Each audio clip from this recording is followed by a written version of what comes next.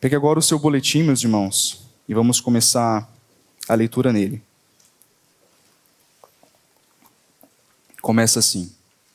A carta de Paulo aos Efésios tem dois assuntos principais que permeiam todo o livro. Primeiro, Deus está convergindo ou unindo todas as coisas na pessoa de Cristo. Ou seja, a separação ocasionada pelo pecado que impactou toda a criação está sendo resolvida na pessoa de Jesus. E segundo, a Igreja de Deus não é apenas objeto dessa união, mas instrumento para a união. Dessa forma, somos usados por Deus nesse processo de unir todas as coisas a Cristo. Nós temos caminhado no livro de Efésios, pela graça de Deus, temos aprendido do Senhor Jesus aquilo que Ele tem para nos ensinar, e nós vimos na exposição anterior sobre quais são os assuntos principais da carta aos Efésios, que basicamente são dois. Primeiro, Deus uniu todos nós em Cristo Jesus. Deus está unindo todas as coisas em Cristo Jesus. Nós vimos no último sermão que o pecado ele trouxe afastamento de Deus. Todos nós nascemos mortos em delitos e pecados, nascemos afastados de Deus, inimigos de Deus, odiando a Deus. Todo homem, filho de Adão, que nasce debaixo do sol, ele nasce nessa circunstância. Mas vimos também que o pecado ele foi tão voraz, no mau sentido, tão profundamente mal, que ele afetou não apenas a humanidade, não apenas a humanidade caiu, mas toda a criação foi afetada pelo pecado que cometemos em Adão. E agora Deus iniciou um processo de restauração de todas as coisas. E como que Ele está fazendo isso? Convergindo em Cristo todas as coisas. Não apenas nós estamos sendo unidos a Cristo, como já fomos, mas todas as coisas serão unidas a Cristo. E a segunda verdade que Paulo também ele deixa claro no livro de Efésios é que Deus nos uniu a Cristo, mas Ele está nos usando, a sua igreja, para unir todas as coisas a Cristo Jesus. A igreja não é apenas objeto da união, mas a igreja é um instrumento de Deus para a união. De tal modo que, quando nós estamos debaixo da palavra de Deus, quando nós somos fiéis à palavra de Deus, quando nós vivemos em união com Deus e uns com os outros, aqueles que não fazem parte do reino de Deus, eles podem ver através de nossas vidas o que é fazer parte do reino de Deus. Então, a primeira verdade que Paulo está aqui dizendo claramente na sua epístola, nós fomos unidos a Cristo Jesus. Mas segunda verdade, vocês não foram apenas unidos a Cristo, mas estão sendo usados por Deus para que todas as coisas sejam unidas a Cristo Jesus. Somos instrumentos de Deus. A nossa boca tem que ser boca de Deus. As nossas mãos têm que ser as mãos de Deus. Os nossos pés, os pés de Deus. Porque somos instrumentos para a união. E voltando para o boletim. E ao olharmos para o capítulo 1, dos versículos 3 a 14, vemos que o apóstolo, após a sua saudação introdutória, inicia sua carta com uma doxologia belíssima, enquanto derrama sua alma em verdadeira adoração pela bondade de Deus. Paulo adora, bendiz, louva e engrandece o Deus da sua salvação, e o faz de modo consciente, conhecendo bem o Senhor que nós servimos e a natureza de suas bênçãos. Temos aqui então uma adoração a partir de Paulo de forma completamente escrita. Paulo escreveu o capítulo 1 de Efésios, que dá aproximadamente 200 palavras. Ele não usa nenhuma vírgula, ele não usa nenhum ponto. Ele fala quem Deus é, o que Deus faz, quem nós éramos antes de Jesus, como que nós somos feitos uma nova humanidade em Jesus, como que Deus é glorioso, quais são as suas bênçãos. Ele vai adorando, bendizendo, glorificando, louvando a Deus. Ele adora a Deus por quem Ele é e pelo que Ele faz. E uma coisa importante que vemos aqui, que Paulo nos convida também, que Paulo ele faz uma adoração consciente. Paulo sabe o motivo pelo qual ele adora a Deus. Paulo conhece o Deus que ele adora. Ele conhece a sua natureza, ele conhece as suas bênçãos, os seus atos, a sua grandiosidade. Então, quando ele adora a Deus, a sua adoração ela é consciente, e assim tem que ser a nossa adoração. Eu sei que quando nós estamos em momentos de cântico de louvor a Deus, nós derramamos a nossa alma, o nosso coração, mas apesar de ser algo místico, apesar de ser algo profundamente espiritual, a nossa adoração a Deus tem que ser algo consciente. Você deve conhecer, eu devo conhecer o Deus que nós servimos. Nós devemos ter uma intimidade real e profunda com o Deus que nós louvamos. Não é apenas algo sentimental, aonde por conta de uma boa melodia, uma boa música, um bom tempo de culto, glória a Deus, aleluia. Não, nós devemos conhecer o Deus que nós adoramos, assim como Paulo ele faz.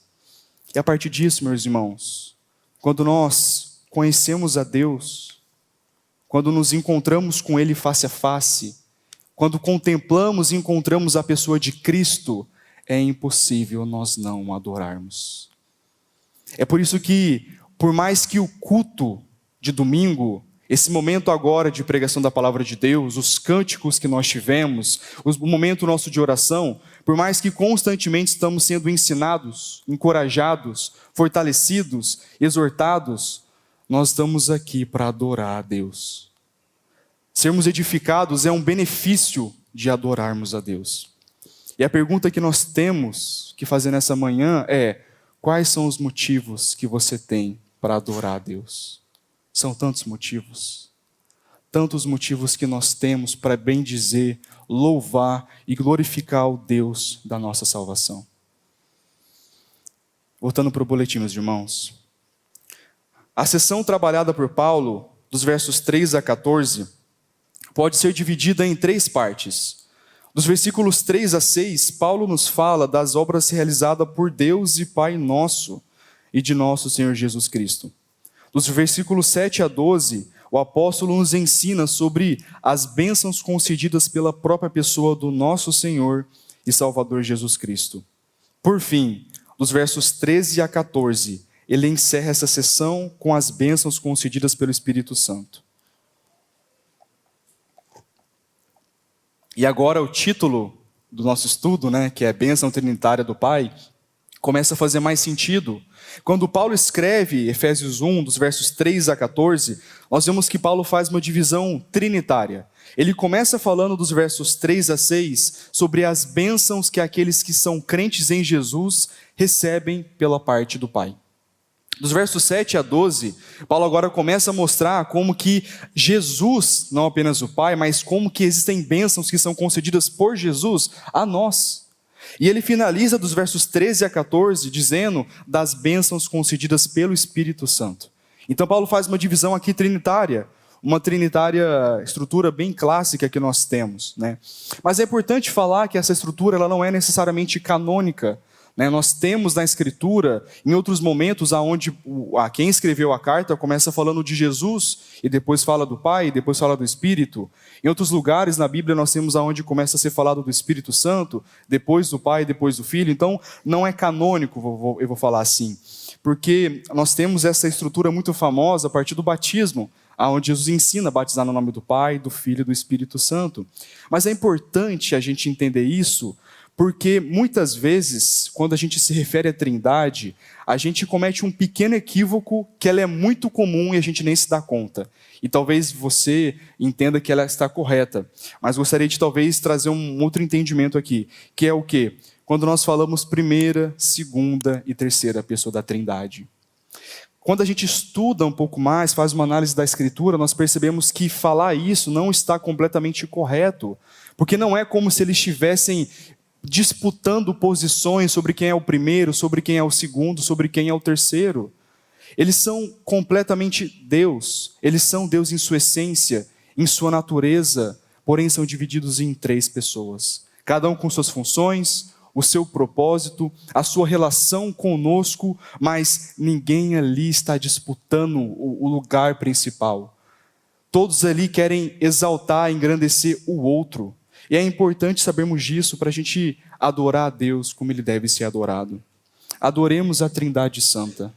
Adoremos a Deus que nós conhecemos como Deus Pai, Deus Filho e Deus Espírito Santo. Voltando para o boletim.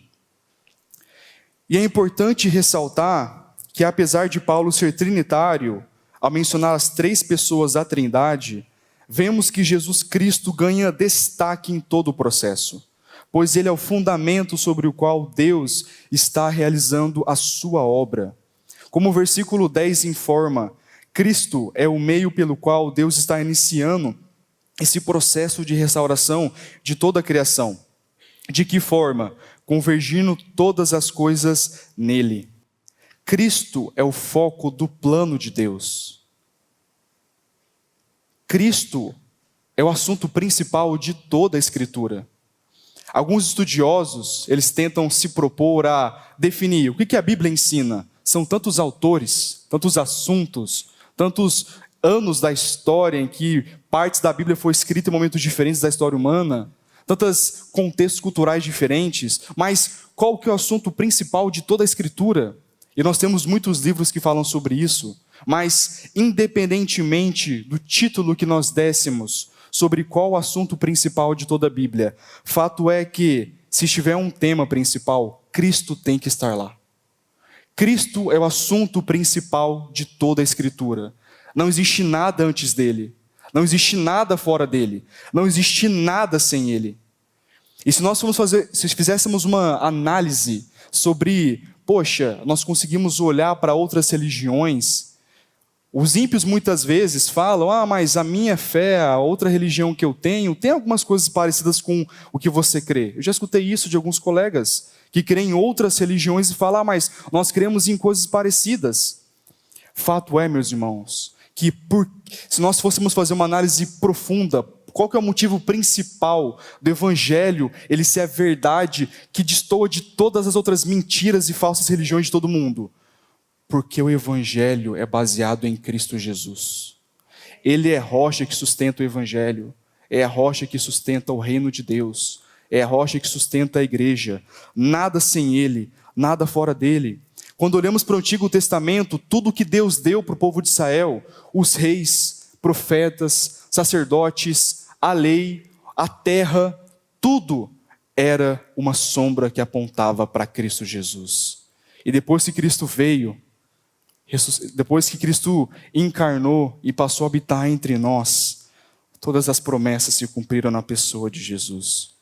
E é por isso que quando Paulo ele vai se referir às bênçãos dadas por Deus, fica claro que não existe nenhuma delas fora da pessoa de Jesus. E voltando para o boletim, meus irmãos, voltando para o boletim agora, vamos iniciar o nosso foco no texto.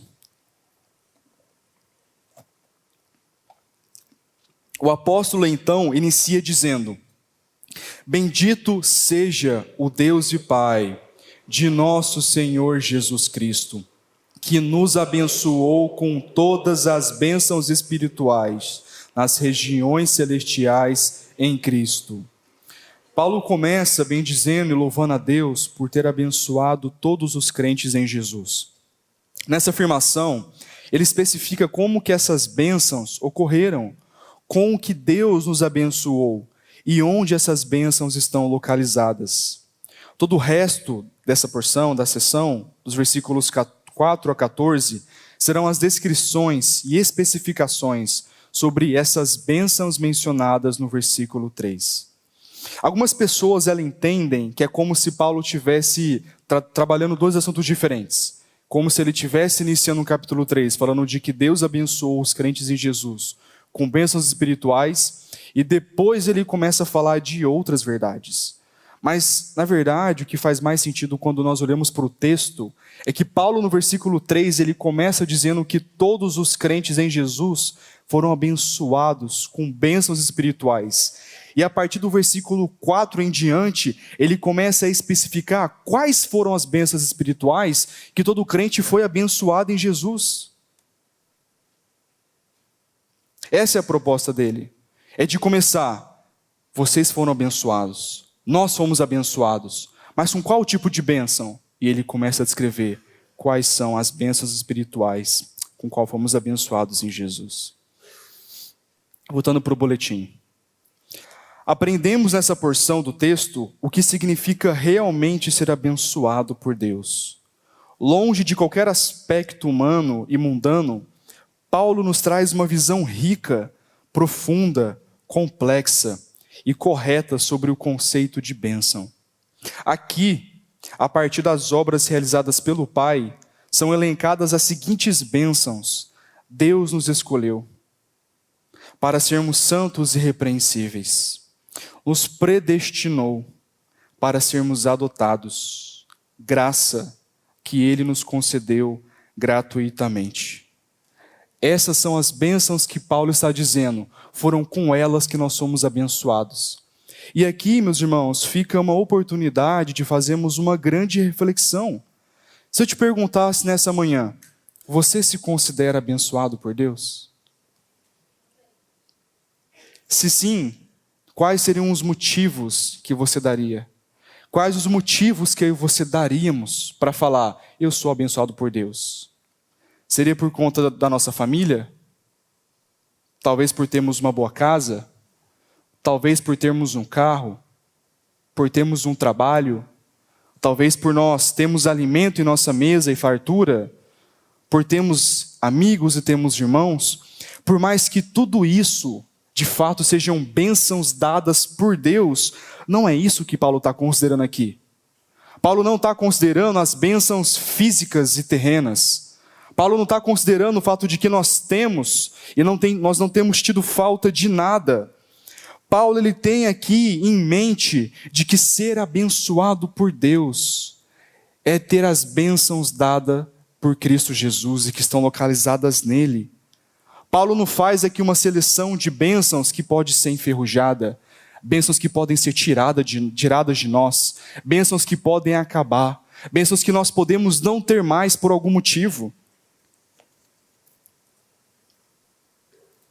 Nós temos motivos claros pela Bíblia para nós falarmos, somos abençoados por Deus. Talvez eu estou com problemas no trabalho, dificuldades no trabalho.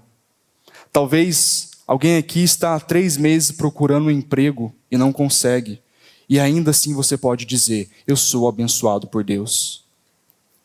Talvez alguém aqui está passando algum problema de saúde muito grande, muito drástico. Talvez os médicos disseram que não tem mais jeito. Mas como diz Paulo, nós somos abençoados por Deus. Talvez algum de nós está passando algum problema que não consegue nem descrever o tamanho da dor. Mas nós podemos dizer que nós somos abençoados por Deus. Porque as bênçãos de Deus que foram derramadas, elas são bênçãos espirituais. Elas vão além das bênçãos físicas e terrenas. Porque essas que nós temos, a nossa saúde, a nossa casa, a nossa família, o nosso emprego, elas podem ser tiradas de nós. Mas as bênçãos que nós temos em Jesus não podem ser tiradas de nós. Você foi eleito por Deus, você não vai ser desfeito, eleito de Deus. Você foi adotado como filho do Pai, você não vai deixar de ser filho do Pai.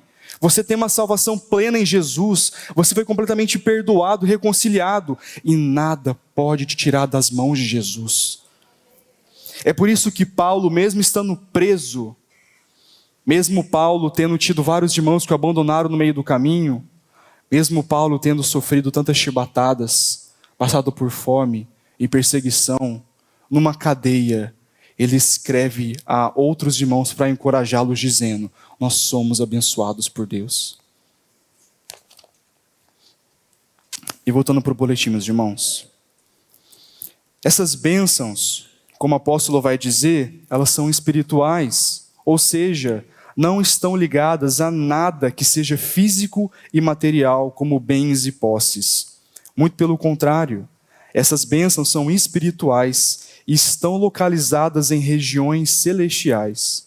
Ainda mais, tudo isso se encontra na pessoa de Cristo, ou seja, as bênçãos que recebemos de Deus estão todas localizadas em Jesus. Ele é o agente pelo qual o povo de Deus é abençoado pelo Pai. E Paulo começa a falar aqui de algo que fica mais claro no capítulo 6 de Efésios, que é, existe um mundo espiritual que nós não conseguimos acessar. Paulo fala no capítulo 6 sobre forças malignas, potestades do ar que se levantam contra os filhos de Deus. E ele vai falar no capítulo 6 sobre a armadura que ele nos dá para que nós possamos permanecer de pé no nosso relacionamento para com Deus. Mas fato é que existe um mundo espiritual que nós não conseguimos acessar a olhos nus.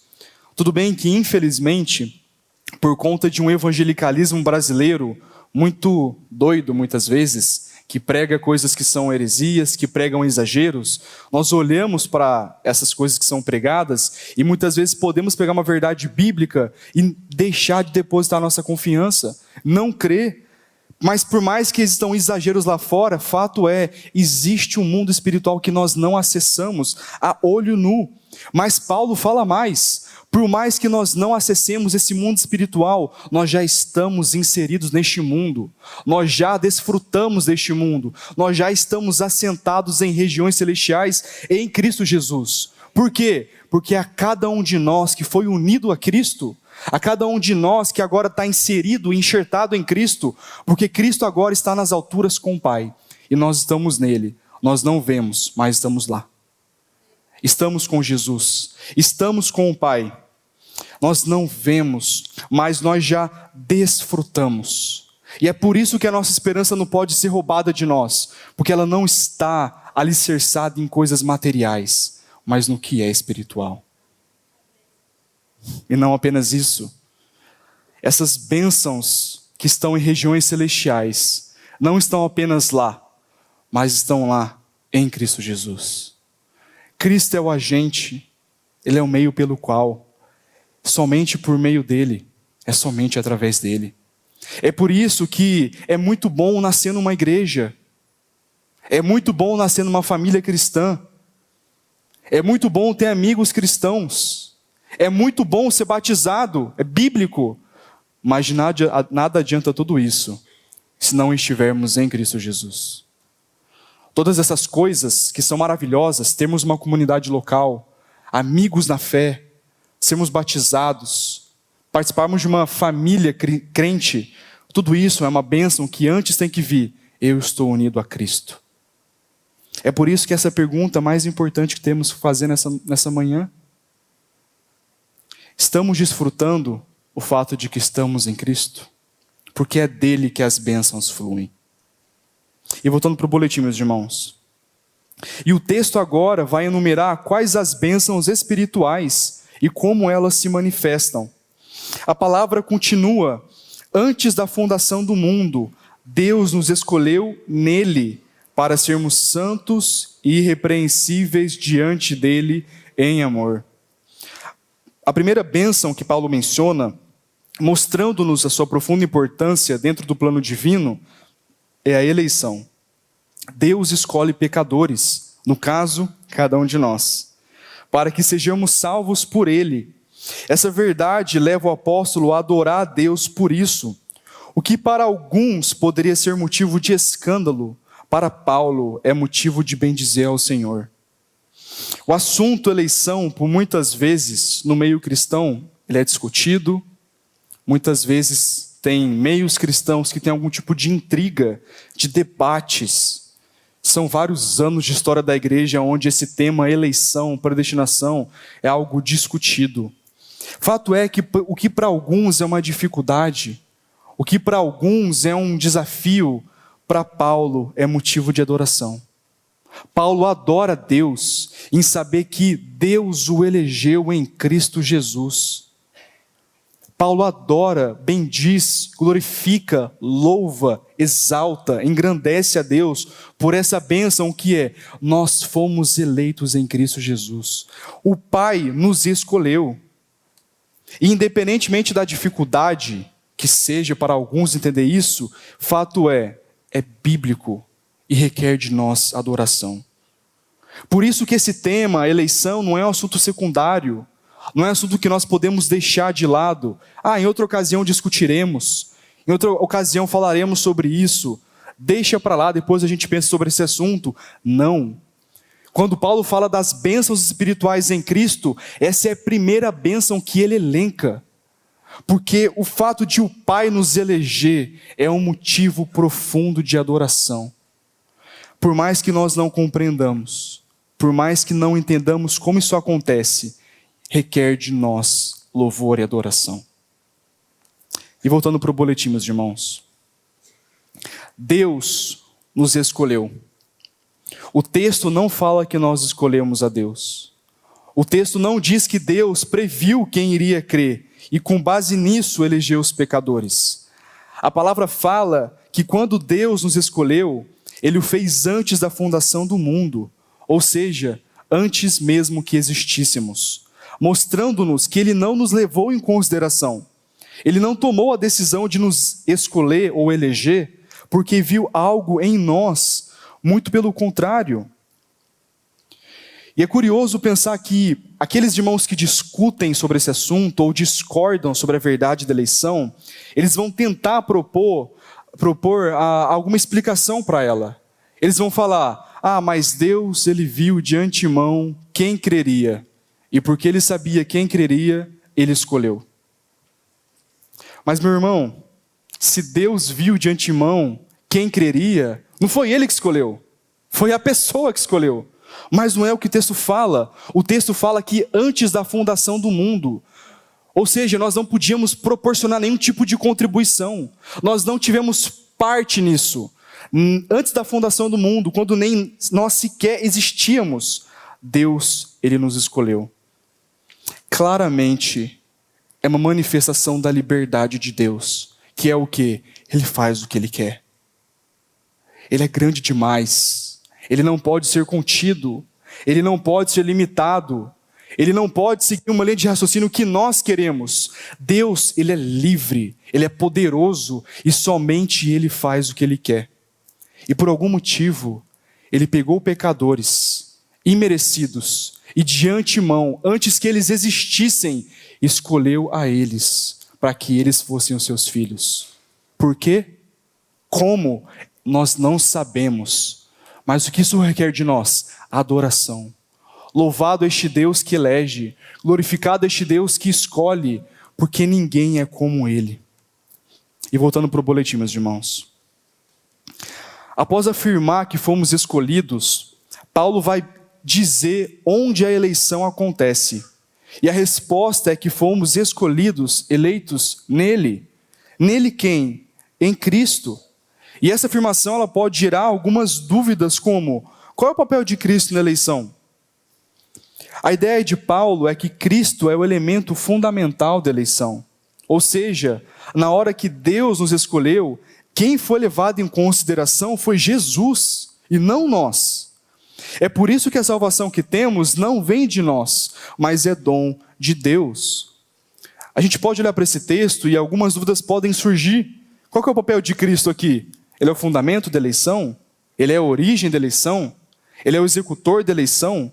A ideia de Paulo é que Cristo é o fundamento mais elementar que existe na eleição.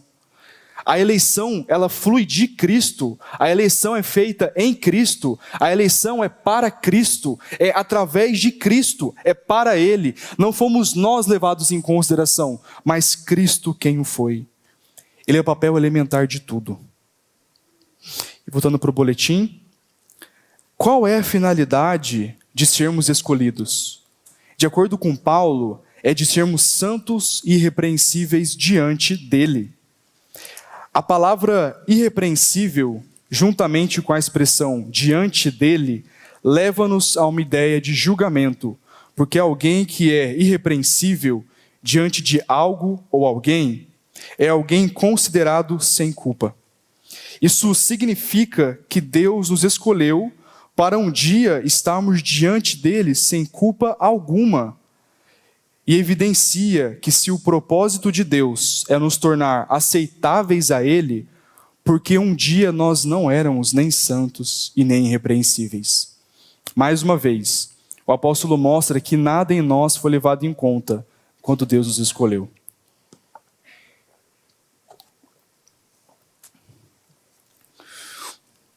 Mais uma vez, Paulo nos relembra que nós fomos escolhidos não porque nós éramos bons. Na verdade, muito pelo contrário. O fato agora de Paulo falar: beleza, meus irmãos, Deus elegeu vocês em Cristo. Mas Paulo, para quê?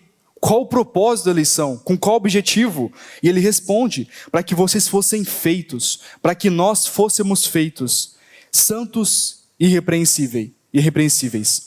Fato é que se o propósito de Deus era nos tornar santos e irrepreensíveis, é porque nós não éramos nem uma coisa e nem outra.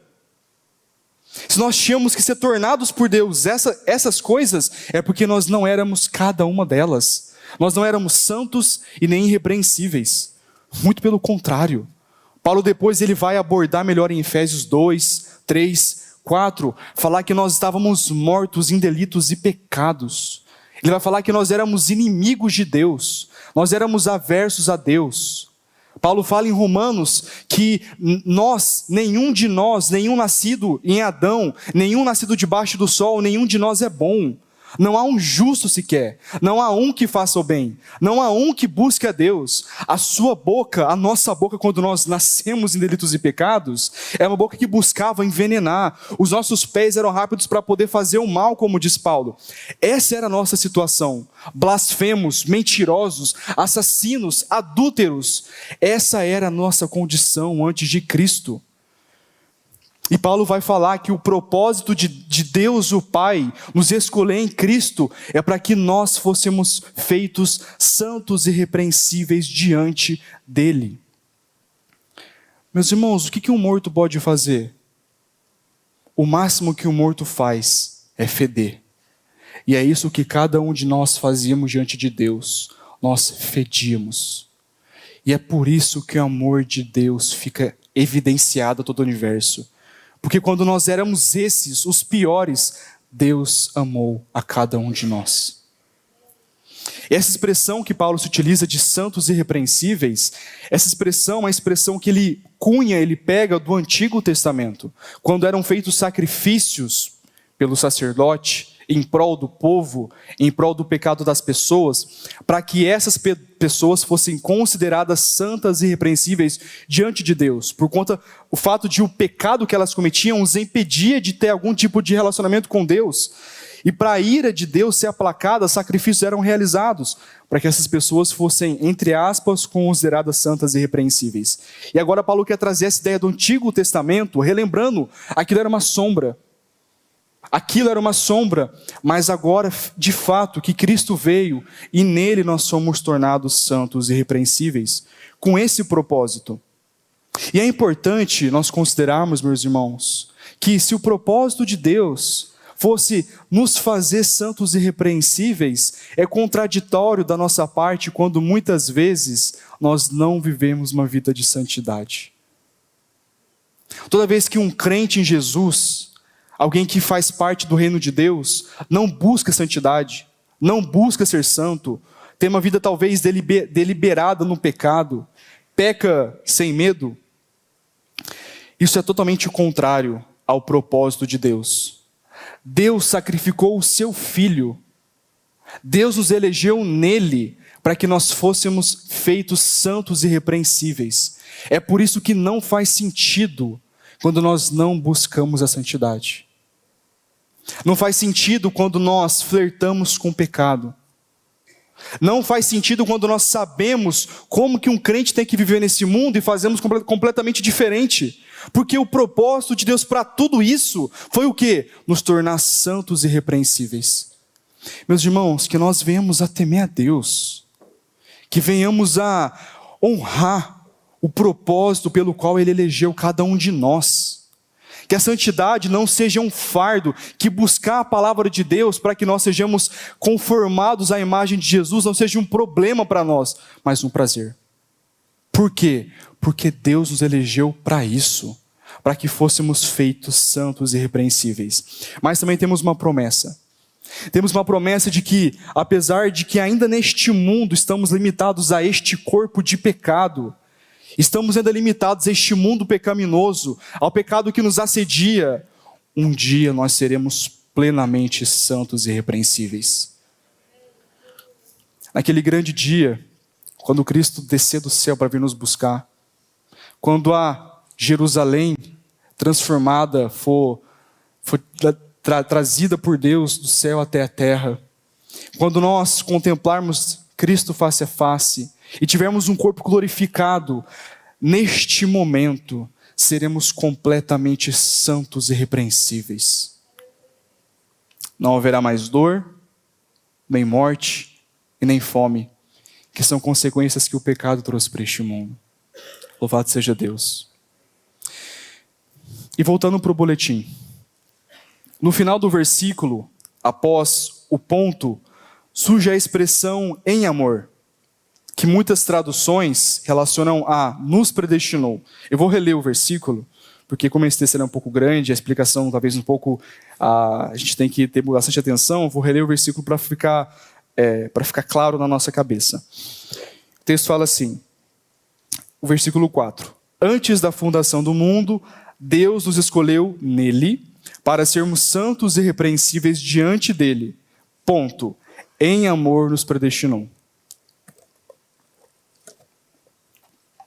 No final do versículo, após o ponto, surge a expressão em amor, que muitas traduções relacionam a nos predestinou, mas que pode, e creio, deve ser lida como qualificação de santos e irrepreensíveis.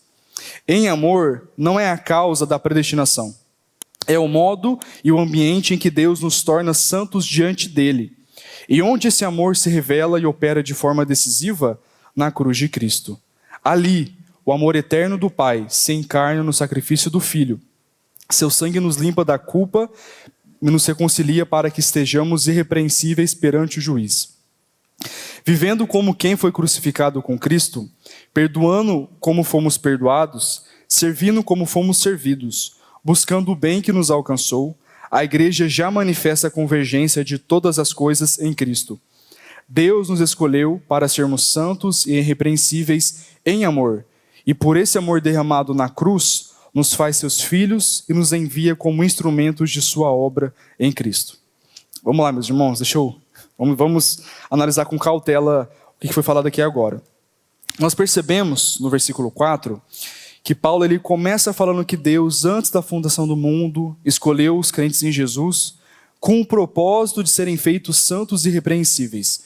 E aí ali tem um ponto, acabou. E aí ele volta, em amor nos predestinou. É importante falar que o que nós temos em mãos, NAA, ARA, ACF e outras traduções, elas são traduções que um grupo de irmãos se dedicaram para poder traduzir aquela versão. Mas não quer dizer necessariamente que a forma como está no texto, de fato, está daquele formato. Primeiro porque o texto foi escrito em grego, então em outra língua, em outro momento da história, existe uma complexidade de conseguir entender o que o autor está de fato querendo dizer. E a segunda informação é que Paulo não usou nenhum ponto nesse texto. Então, as vírgulas e pontuações que estão na nossa Bíblia em português, elas são, de certa forma, uma interpretação do autor que traduziu o texto original. E pode acontecer de algumas vezes uma tradução ela não traduzir de forma tão boa assim um termo, uma expressão, aonde um ponto está, aonde está uma vírgula, e muda para nós completamente o sentido do texto. E isso se aplica nesse momento, porque a palavra em amor que Paulo se utiliza aqui, de acordo com o que os tradutores da NAA eles entenderam, ela está vinculada à palavra nos predestinou, como se o ato de Deus predestinar está vinculado ao fato de que Ele nos amou. Então, porque Ele nos amou, Ele nos predestinou. Isso é verdade. Nós somos eleitos, predestinados, salvos por Deus porque Ele nos amou. Mas estudos mais recentes mostram que a palavra em amor, ela está muito possivelmente conectada a santos irrepreensíveis. Não predestinação, mas santos irrepreensíveis. Nossa, Felipe, que complexo. O que isso quer dizer? Isso quer dizer o seguinte, meus irmãos, que quando Paulo ele fala que nós fomos eleitos em Jesus antes da fundação do mundo para sermos santos e irrepreensíveis, vírgula, em amor, vírgula.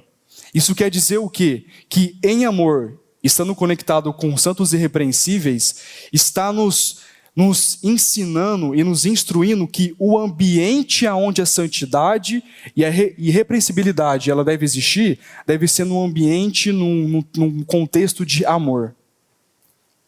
Vou explicar. Paulo, quando escreve aos Efésios, ele tem dois públicos muito fortes. Primeiro, são os Efésios, óbvio, que eles são gregos, tem romanos, de outros povos, mas a comunidade judaica em Éfeso era muito forte. Eram mais de 20 mil judeus naquela cidade. Então, quando Paulo escreve, a gente percebe por expressões que ele se utiliza, de que ele pega informações do Antigo Testamento para colocar na sua carta, porque ele sabia que teriam ali judeus que eles creram em Jesus. E agora ele quer comunicar a esses judeus verdades e revelar a eles aquilo que estava no Antigo Testamento. E quando Deus deu a lei, os profetas, reis, sacerdotes para o povo de Israel, e Deus disse a eles que eles deveriam ser santos porque Deus era santo, qual que foi a atitude do povo de Israel? Primeiro, que eles não de fato foram santos. A gente vê que Jesus condena eles em vários momentos pela hipocrisia deles. Mas eles se tornaram legalistas. Eles começaram a entender que porque eles deveriam buscar a santidade de Deus, isso poderia resultar de forma legítima em desprezar as pessoas. Desprezar os ímpios, como se os ímpios não fossem alvo do amor de Deus. Eles desprezavam pessoas dentro do próprio povo. Então, eles, no Antigo Testamento, eles buscavam de forma equivocada algum aspecto de santidade, mas não no ambiente de amor, no ambiente de legalismo. E agora Paulo quer comunicar: vocês foram chamados, escolhidos para serem santos e irrepreensíveis, mas em amor. A vida de santidade que nós devemos buscar não é uma vida legalista, mas é uma vida em amor. Mas em amor para quem? Para Deus e para com os irmãos. Ou seja, você e eu não devemos buscar sermos santos porque nós temos medo do Deus que nós servimos. Nós não devemos buscar a santidade porque nós achamos que o nosso Deus ele vai nos castigar se nós não buscarmos a santidade. Felipe, por que nós devemos ser santos? Porque nós amamos a Deus. A santidade buscada pelo povo de Deus deve ser uma consequência do fato de se amar a Deus. Porque eu amo a Deus, eu quero ser como Ele, eu quero ser santo. E de igual modo, entre nós, o seio da igreja deve ser um lugar onde nós devemos buscar a verdade de Deus. Nós não devemos mentir, nós devemos ser hospitaleiros, devemos ser perdoadores, devemos repreender quando alguém está com o coração endurecido, mas como? Em amor. A santidade que Deus ele quer de nós, que nos capacita para isso, não deve ser feita de modo nenhum de forma legalista, onde nós devemos nos achar melhor do que as outras pessoas. Não devemos nos relacionar com Deus porque temos medo dele, mas é tudo em amor. Tudo em amor. Agostinho falava uma frase muito impactante. Ele falava: ame a Deus e faça o que você quiser. Ele não quis dizer com isso que nós podemos fazer qualquer tipo de loucura que nós queremos. Mas Agostinho queria dizer: se você amar a Deus de todo o seu coração, tudo o que você fizer vai ser um fruto de se amar a Deus. Qual que é o primeiro mandamento? Amar a Deus sobre todas as coisas. Por que é o primeiro? Porque se nós amarmos a Deus sobre todas as coisas, as outras coisas serão consequências. Por que eu não minto? Porque eu amo a Deus. Por que eu oferto na comunidade? Porque eu amo a Deus. Por que eu perdoo aquele que me feriu? Porque eu amo a Deus. Por que eu dou a outra face quando eu sou ferido injustamente? Porque eu amo a Deus. Por que eu não cobiço? Porque eu amo a Deus. Tudo isso deve surgir de um ambiente de amor. E é isso que Paulo quer comunicar para nós. E voltando para o boletim, meus irmãos.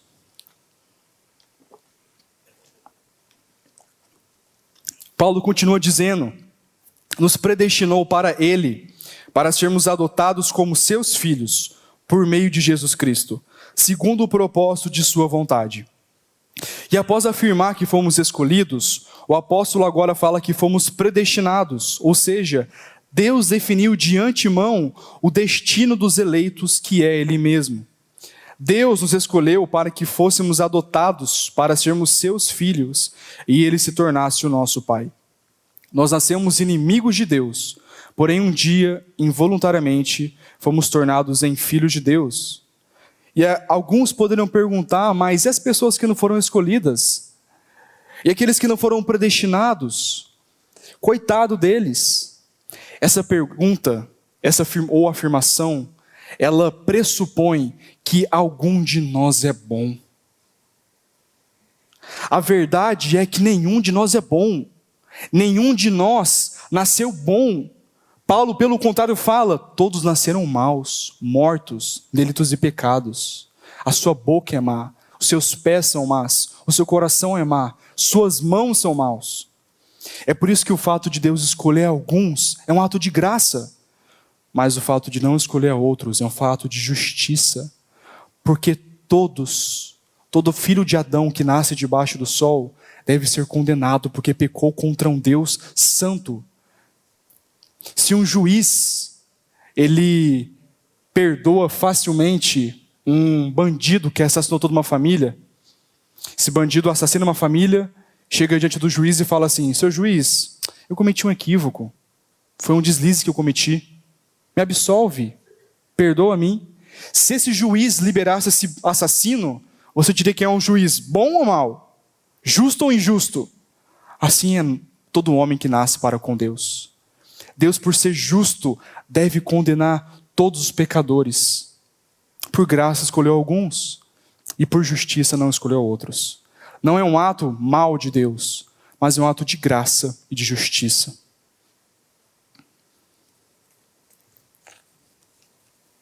Se eu e você amamos a Deus, é porque antes Ele nos amou.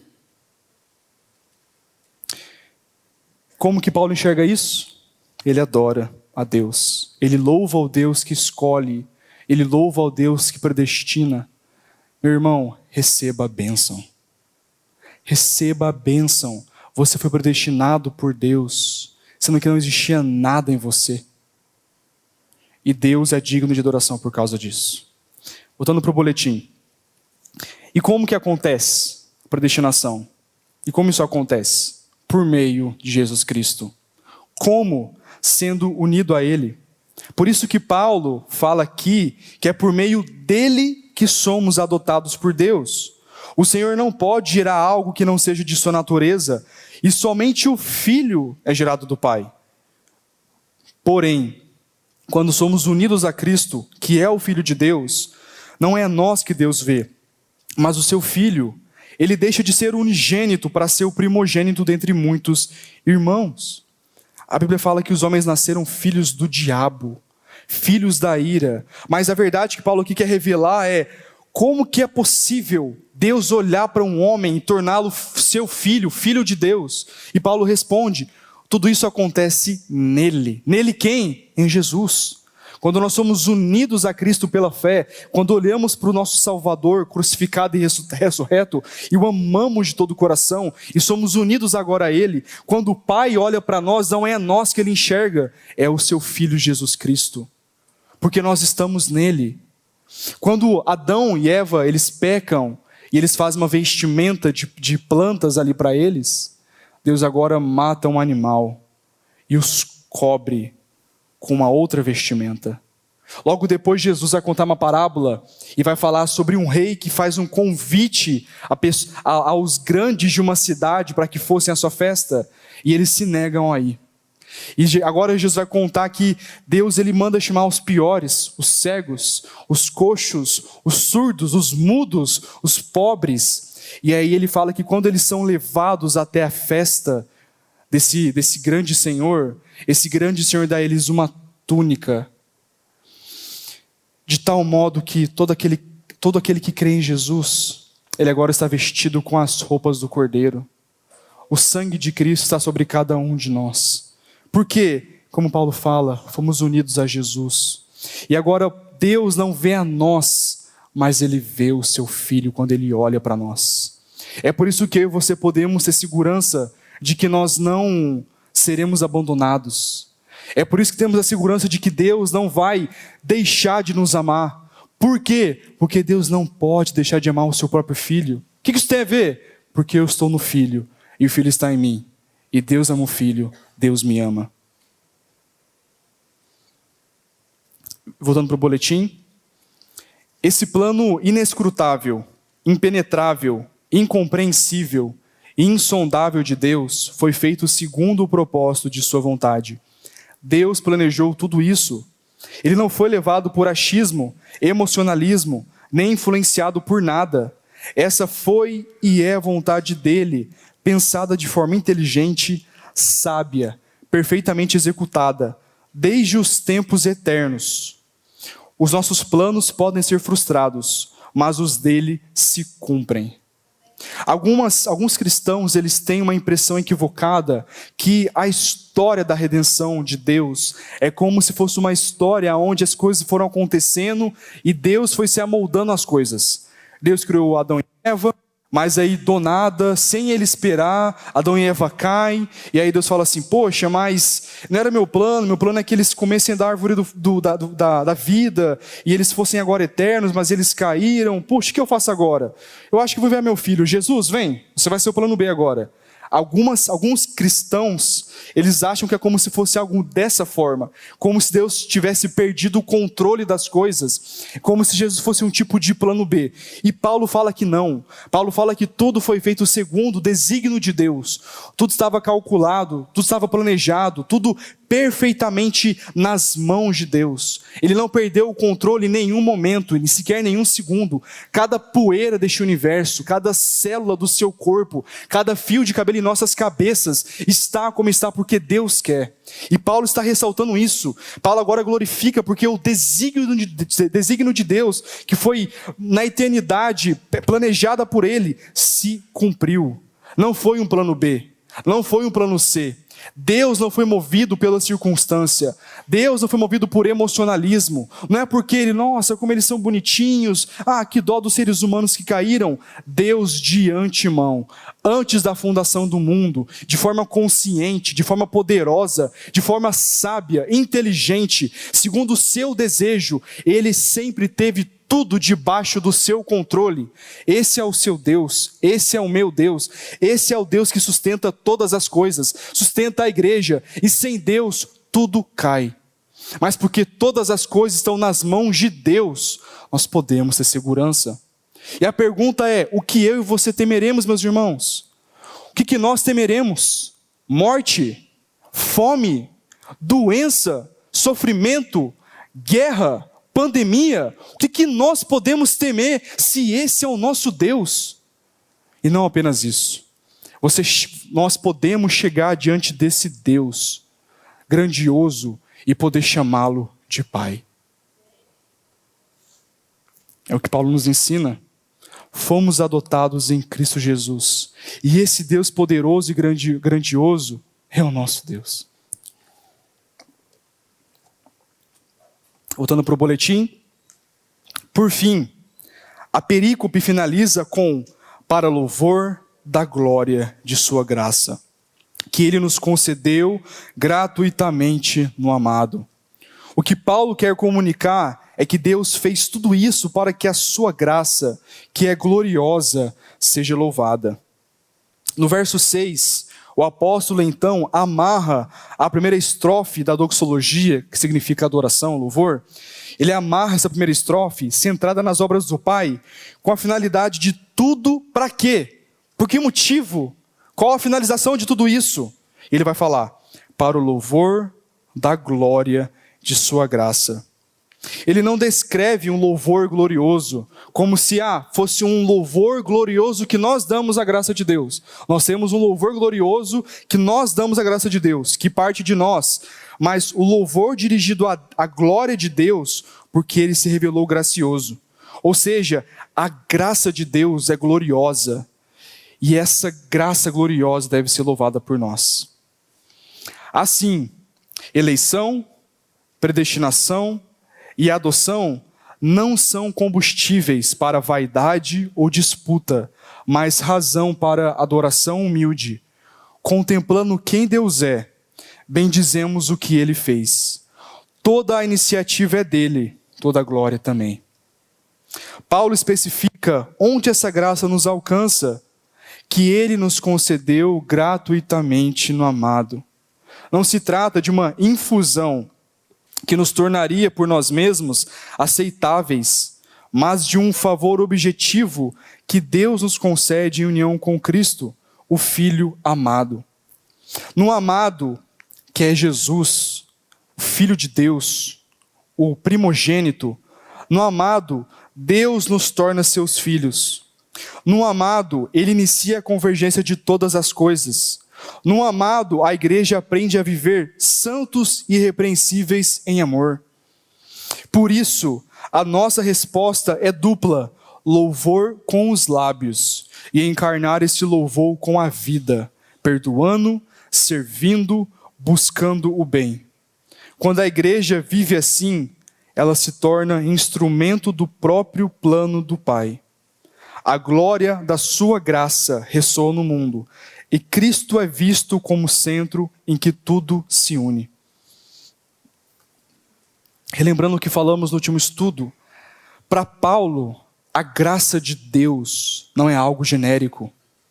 A graça de Deus não é algo sobre o qual, algo simples de se responder, algo genérico. Até o último exemplo que eu dei, que é, se nós fôssemos definir graça, muito possivelmente nós falaríamos que a graça é um dom não merecido. A graça é um dom imerecido, de fato, isso é verdade, nós não merecemos. Mas para Paulo, a graça de Deus toma forma. Ele vai falando que a graça toma ações concretas no mundo. O fato de sermos eleitos é uma graça, predestinados uma graça, santos e irrepreensíveis é uma graça de Deus. Tudo é graça de Deus. E essa graça, ela tem todo o mérito de ser louvada, porque ela é gloriosa. E glorioso aqui significa peso. A graça de Deus é profundamente, é grandiosa, é gloriosa, e por isso ela pode ser louvada. Para finalizar, dessa forma, a palavra nos mostra que os crentes devem bendizer a Deus, que os beneficiou com todo tipo de bênção espiritual. A primeira bênção é a obra que Deus Pai faz ao elegê-los em Cristo na eternidade, antes da criação do mundo, para que fossem santos diante dele. Ele os elegeu dentre a imensa multidão humana, porque já havia predeterminado o destino deles como filhos adotivos na família de Deus. Tudo de acordo com o beneplácito de Deus. O objetivo de tudo isso é fazer os crentes louvarem o Pai glorioso pela graça que ele lhes havia concedido em seu amado Filho, Cristo. E agora, meus irmãos, para finalizarmos, eu queria trazer 3 aplicações práticas para nós. Para a gente poder sair daqui, e agora, o que eu faço agora a partir de tudo isso? Primeiro, é triste ver como que, enquanto Paulo, ele adora a Deus pelas bênçãos espirituais que ele recebeu em Cristo Jesus, enquanto Paulo estava preso, sem saber se sairia de lá vivo ou não, ou se sairia de onde estava, Paulo, depois de ter sido acometido com doença, com sofrimentos, com rejeição de vários irmãos que o rejeitavam porque antes ele perseguiu os cristãos, Paulo, depois de ter sido abandonado por muitos companheiros de caminhada, Paulo bendiz a Deus. E é triste pensar como que no nosso tempo, muitas vezes, nós vinculamos a ideia de bênção a apenas coisas terrenas que nós podemos ter em nossas vidas. E Paulo nos faz um convite. Um convite de nós olharmos para a verdade sobre o que é ser abençoado por Deus, não através dos nossos olhos, mas aquilo do que a palavra fala sobre o que é ser abençoado por Deus. É por isso que, quando eu e você nos encontramos em situações difíceis, complexas, que nós não conseguimos resolver e que talvez elas nunca serão resolvidas, nós podemos abrir os nossos braços, olhar para o céu e agradecer porque nós somos abençoados por Deus.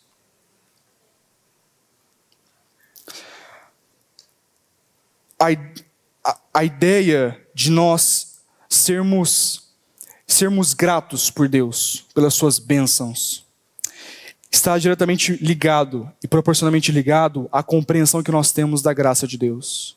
Se entendermos que as bênçãos dadas por Deus surgem da sua graça, nós seremos gratos por tudo o que nós recebemos. Está desempregado? Louve a Deus. Problemas na família? Louve a Deus. Perseguição no trabalho? Louve a Deus. Doença? Louve a Deus. Por quê? Porque essas coisas, elas não são as bênçãos grandiosas de que Deus de fato nos deu. Porque por mais que sejam bênçãos, elas são passageiras, terrenas. Nós não sabemos se nós voltaremos para casa. Talvez podemos morrer por algum motivo indo para casa.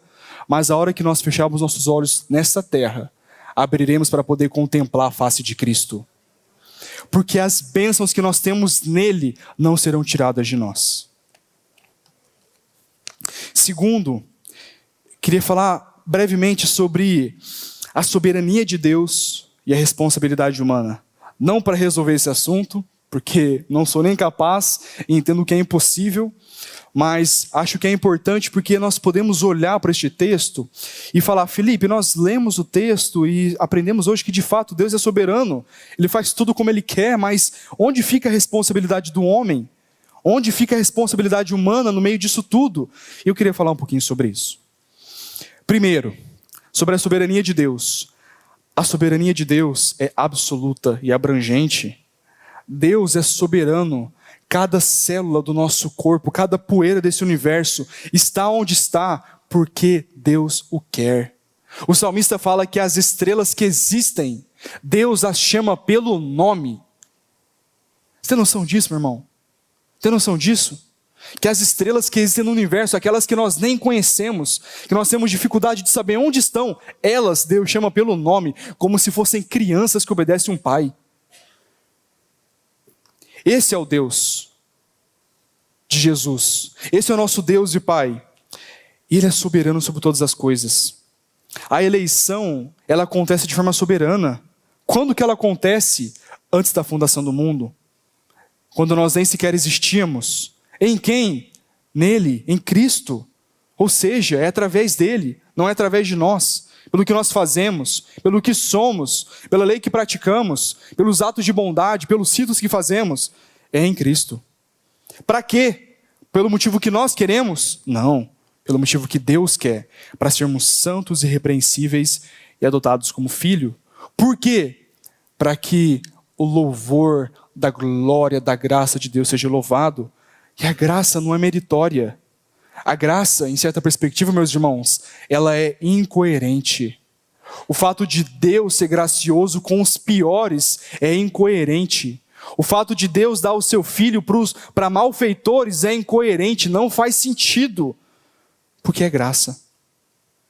Os dons que você tem, os talentos que você tem, tudo que nós temos é incoerente, nós não merecemos, mas é graça de Deus. Por quê? Por que Ele faz isso? Por qual motivo? Porque Ele é livre. Deus é livre para fazer o que quer. Ele fala em Romanos: terei misericórdia de quem eu quiser. Deus não é manipulável, não é domesticável, Ele não é o nosso pet. Ele faz o que Ele quer, como Ele quer. Deus é soberano sobre todas as coisas. E Ele escolheu salvar pecadores. De todo modo, o homem também é responsável. Nós somos responsáveis. Paulo fala que todos pecaram. Todos carecem da glória de Deus. Todos são maus. Todos odeiam a Deus. Todos odeiam a verdade de Deus. Se nós estivéssemos no lugar de Adão e Eva, teríamos feito a mesma coisa. Por quê? Como que a gente sabe disso? Porque quantas não são as vezes que nós escolhemos obedecer o nosso coração do que obedecer a Deus. Fato é, meus irmãos, que nós somos responsáveis. Todos aqueles que um dia serão lançados no inferno, porque se encontraram com o santo juiz e não foi encontrado neles a salvação, isso é justiça de Deus. Por quê? Porque eles pecaram. Eles odiaram a Deus. Mas não apenas eles que não creem em Jesus, mas nós que já cremos em Jesus. Nós que já somos salvos, nós também temos a nossa responsabilidade diante de Deus. Deus nos chama a viver em santidade.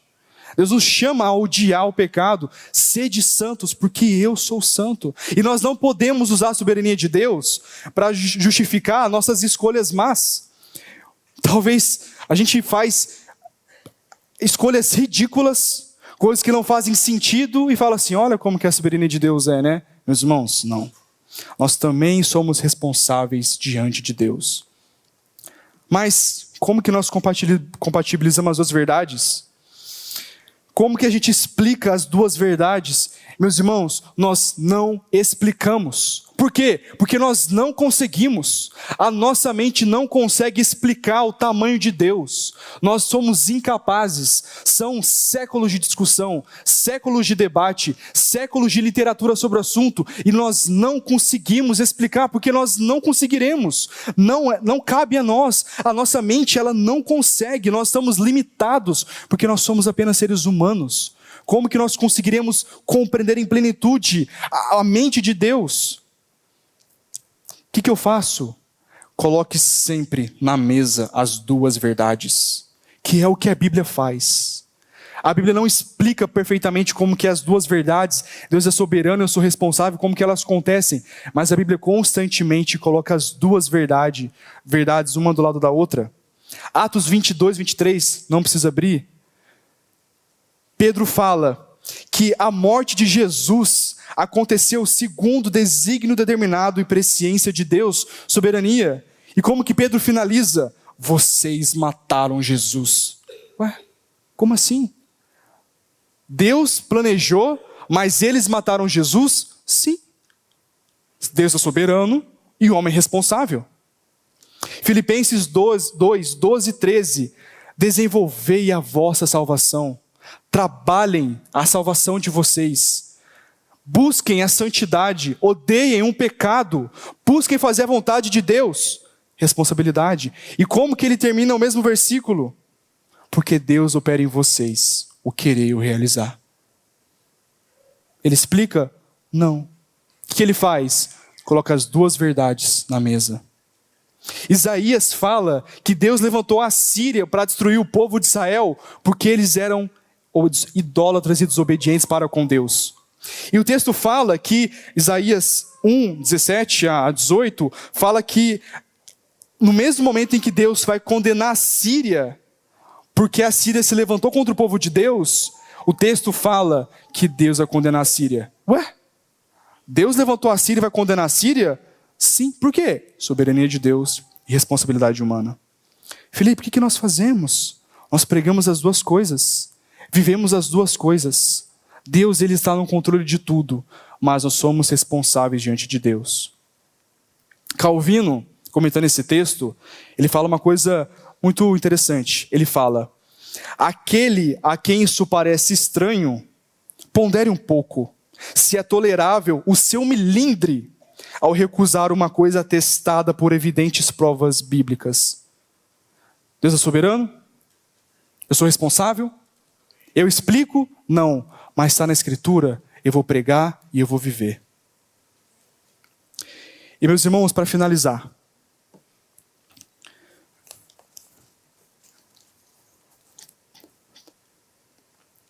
não conheço a todos, eu acho que ninguém aqui conhece todo mundo que está aqui, temos certamente irmãos, mas muito possivelmente tem alguém aqui nessa manhã que ou conhece essas verdades com a mente, mas não com o coração, ou talvez você nunca ouviu falar sobre Paulo, ou sobre Jesus, ou sobre o Deus da Bíblia. E eu queria te falar de forma um pouco mais explícita do Evangelho de Jesus. Deus, sendo bom, ele criou a raça humana, para que na raça humana ele tivesse prazer do relacionamento. Ele não criou os homens porque ele dependia dos homens, mas porque Deus é amor. O seu amor se manifestou em criar filhos com quem ele pudesse relacionar. Deus deu à sua criação controle sobre os animais, jardim para cuidar, a sua palavra, mas os homens pecaram. Os homens decidiram obedecer ao seu coração do que obedecer a Deus. Eva seguiu a serpente, Adão seguiu a Eva e ninguém seguiu a Deus. Mas naquele mesmo momento, quando o homem agora morreu em delitos e pecados, Deus agora faz uma promessa dizendo que do filho de mulher sairia um que pisaria na cabeça da serpente. Depois disso, Deus agora começa a construir um povo, povo de Israel. E antes vem os pais, Abraão, Isaac e Jacó. Deus constrói um povo dar reis, profetas, sacerdotes, a sua lei, para que este povo vivesse debaixo da vontade de Deus. Mas eles preferiram novamente ser idólatras, porque o seu coração era mau. Mas chegou um dia que Jesus Cristo, que nada mais é do que o Filho de Deus encarnado, aquele que desceu do céu, estava assentado ao lado de Deus. Ele desce do céu e ele encarna num corpo de pele e osso como nós. Passou as nossas dores, nossas dificuldades, passou por doença, humilhação. Assim como nós, ele foi como um de nós, porém santo e perfeito. E depois de chamar pessoas para que caminhassem com ele, os discípulos, para que deles formasse a igreja, Jesus Cristo foi levantado no madeiro.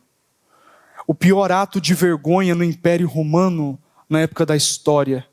Ele foi cuspido, ele foi humilhado, ele foi agredido, julgado injustamente, ele foi crucificado.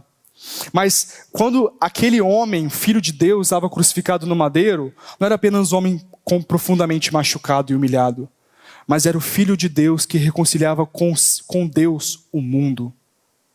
Naquele sangue que era derramado pelo seu corpo, era o sangue que, quando derramado sobre nós, nos purifica de todo o pecado. De tal modo que todo aquele que olha para Cristo crucificado, olha para aquele homem humilhado no madeiro e crê que aquele homem é o Filho de Deus, enviado para a salvação de todo aquele que nele crê, que através dele e nele nós temos agora a vida eterna, você é perdoado por Deus.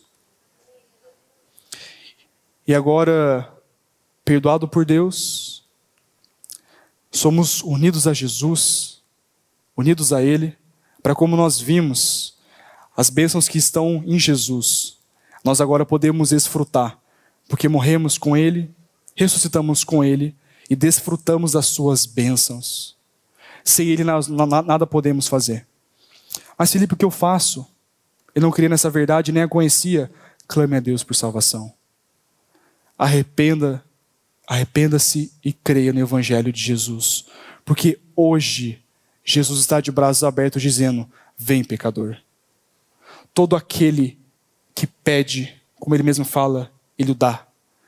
A porta na qual é batida, Ele atende. Então se você hoje ainda não crê em Jesus, se hoje você clamar por salvação, se hoje você sinceramente olhar para Jesus e falar, eu me arrependo do meu pecado, misericórdia de mim, Deus, seja gracioso comigo, Deus vai te perdoar. Ele vai te redimir, te restaurar e te colocar na família da fé. Vamos fechar nossos olhos e louvar a Deus em oração.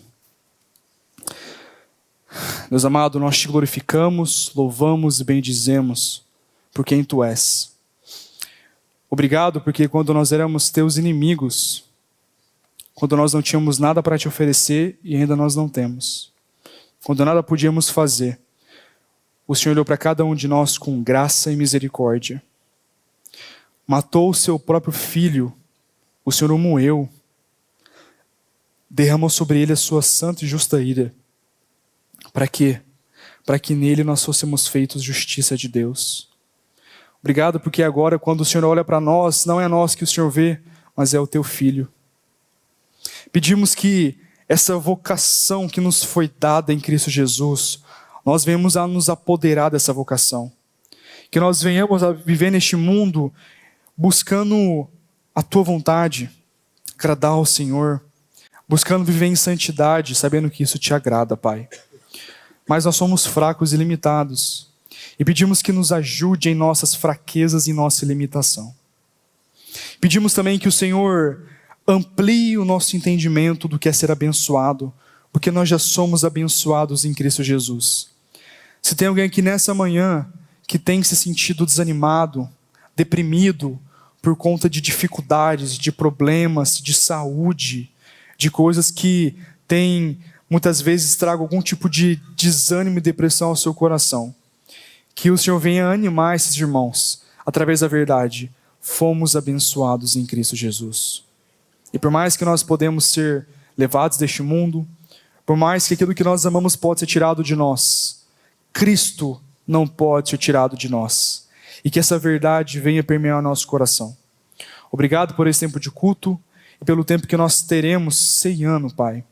Pedimos que durante o momento de ceia, enquanto nós partilhamos em comunhão contigo e uns com os outros, enquanto comemos daquele pão, nos lembramos do sacrifício de Cristo, tomamos aquele vinho e nos lembramos do sacrifício de Cristo, que a nossa fé seja fortalecida em Jesus, que a nossa mente seja feita cativa à palavra de Deus, que os nossos pecados sejam tratados pelo Senhor, que nós sejamos formados, conformados à imagem e à semelhança de Cristo Jesus, para a glória de Deus. É o que te pedimos no doce nome de Jesus, Pai. Amém. Que Deus nos abençoe pela sua palavra.